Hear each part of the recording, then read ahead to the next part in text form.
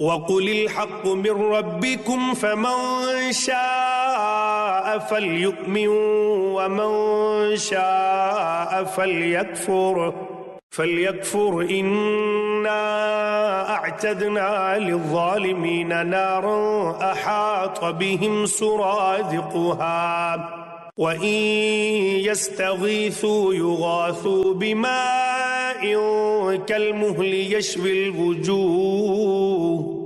بِئْسَ الشَّرَابُ وَسَاءَتْ مُرْتَفَقًا۔ بسم اللہ الرحمن الرحیم۔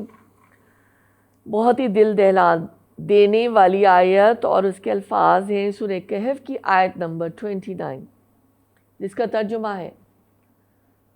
اور صاف کہہ دیجئے کہ یہ حق ہے تمہارے رب کی طرف سے،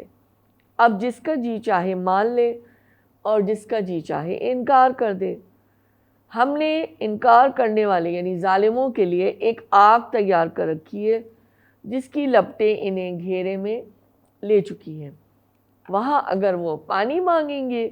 تو ایسے پانی سے ان کی تواضع کی جائے گی جو تیل کی تلچھٹ جیسا ہوگا اور ان کا منہ بھون ڈالے گا، بدترین پینے کی چیز اور بہت بری آرام گاہ۔ استغفر اللہ العظیم۔ اللہ تعالیٰ ہمیں بچا کے رکھے۔ تفہیم القرآن میں ہم دیکھتے ہیں کہ ہم نے دیکھا کہ اصحاب کہف کے واقعات آئے نا، اور اس میں ہمیں یہ بات بڑی واضح نظر آئی کہ وہ توحید پر ایمان لانے کے بعد انہوں نے یہ دو ٹوک بات کہہ دی کہ ہمارا رب تو بس وہ ہے جو آسمانوں اور زمین کا رب ہے، اور انہوں نے اپنی قوم جو مشرک تھی، منکر تھی، اور اس کے معبودوں کو چھوڑ کر انہوں نے کیا کیا؟ انہوں نے غار میں جانا قبول فرمایا۔ انہوں نے کہا وہاں جا کے اللہ کی عبادت کریں گے اور حق سے ہم بال برابر بھی نہیں ہٹیں گے اور کسی سے ہم مصالحت نہیں کریں گے۔ ٹھیک ہے، تو ان واقعات کا ذکر کرنے کے بعد اللہ تعالیٰ ہمیں یہ بتانا چاہتے ہیں کہ جو منکرین اور مخالفین اسلام ہیں ان کو یہ اللہ تعالیٰ بتانا چاہتے ہیں کہ یہ حق ان کے سامنے بے کم و کاست پیش کر دو۔ اگر وہ مانتے ہیں تو مان لے، اور اگر نہیں مانتے تو وہ یہ انجام دیکھیں گے، اور وہ انجام کیا ہے وہ ہم نے ابھی سنا۔ اگلا نقطہ یہ ہے کہ جنہوں نے مان لیا، خواہ وہ عمر میں کم ہو، نوجوان ہو، بے مال ہو، بے زر ہو، فقیر ہو، غلام ہو، مزدور ہو، لیکن اللہ کی نظر میں وہ قیمتی جواہر ہیں، انہی کو یہاں عزیز رکھا جائے گا، اور ان کو چھوڑ کر ان بڑے بڑے سرداروں اور رئیسوں کی کچھ پرواہ نہیں کی جائے گی جو دنیا کی شان و شوکت خواہ کتنی ہی رکھتے ہوں مگر خدا سے غافل ہیں اور اپنے نفس کے غلام بنے ہوئے۔ دیکھیں تحسین القرآن میں جو یہ لفظ آیا تھا نا سرادق،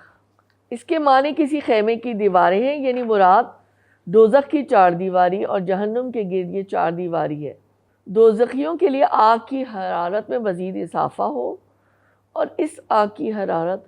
باہر نہ جانے پائے، نیز باہر والے اس حرارت سے محفوظ رہیں۔ اب جو محل کا لفظ آیا ہے اس کے معنی یہ تانبا یا کوئی بھی میٹل، کوئی بھی دھات جو پگھلی ہوئی حالت میں ہو، یا تیل کی تلچھٹ یا لاوا جو زمین کے اندر شدت حرارت سے پگھلی ہوئی دانتوں کے ملغوبے کی شکل میں ہو، کیونکہ اس میں بنیادی طور پر دو باتیں پائی جاتی ہیں، ایک سرخی مائل ہونا، دوسرے شدت حرارت۔ اور جو دوزخیوں کو جو پانی پلایا جائے گا اس میں یہ دونوں خواص موجود ہوں گے، سرخی مائل، شدت حرارت۔ اللہ تعالیٰ ہم کو محفوظ رکھے گا، آمین۔ حدیث کے ذریعے سے مسند احمد کی 70 نمبر کی حدیث، سیدنا ابی مسعود رضی اللہ تعالیٰ عنہ نے ایک مرتبہ سونا پگھلایا، جب وہ پانی جیسا ہو گیا اور جوش مارنے لگا، فرمایا محل کی مشابہت اس میں ہے، جہنم کا پانی بھی سیاہ ہے، خود بھی سیاہ ہے، جہنمی بھی سیاہ ہے۔ محل سیاہ رنگ، بدبودار، غلیظ، گندگی،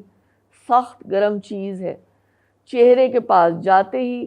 کھال جھلسا دیتی ہے، منہ جلا دیتی ہے۔ مسجد احمد میں کافر کے منہ کے پاس جاتے ہی اس کے چہرے کی کھال جھلس کر نیچے آ پڑے گی، گر پڑے گی، اللہ محفوظ رکھے۔ اگلی نقطہ یہ ہے کہ حق اللہ نے پہنچا دیا، سفید اور سیاہ کو الگ کر دیا، دونوں راستے دکھا دیے۔ اب ہمارا یہ کام ہے کہ ہم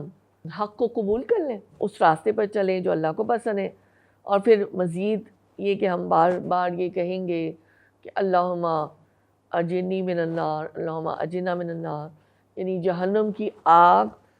اور اس کے تمام قسم کے جو سزائیں ہیں، جو ٹارچرز ہیں، جن کا ہم تصور بھی نہیں کر پاتے، اللہ تعالیٰ ہمیں ان سے محفوظ کرے۔ اللہ تعالیٰ ہماری پردہ پوشی فرمائے